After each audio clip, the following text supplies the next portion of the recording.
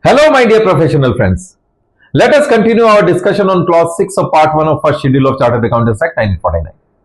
In this case, a chartered accountant issued a letter confirming his eligibility to be appointed as statutory auditor to a shareholder of a company.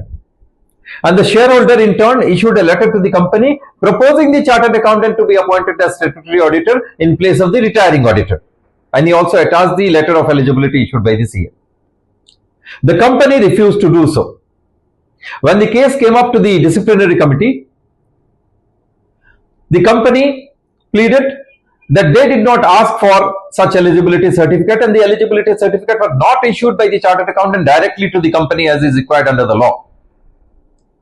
Not only that, the CA had also issued 9 other such eligibility letters to the shareholders of 9 other companies.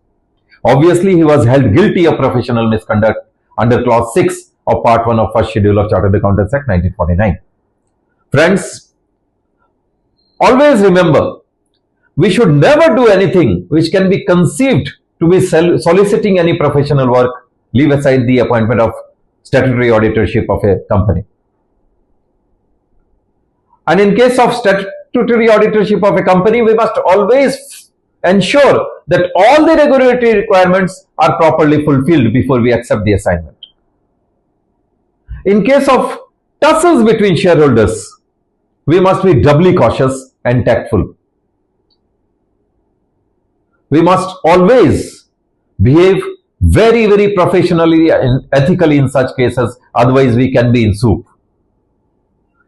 We must remember, friends, that ethical conduct is the hallmark of professional excellence.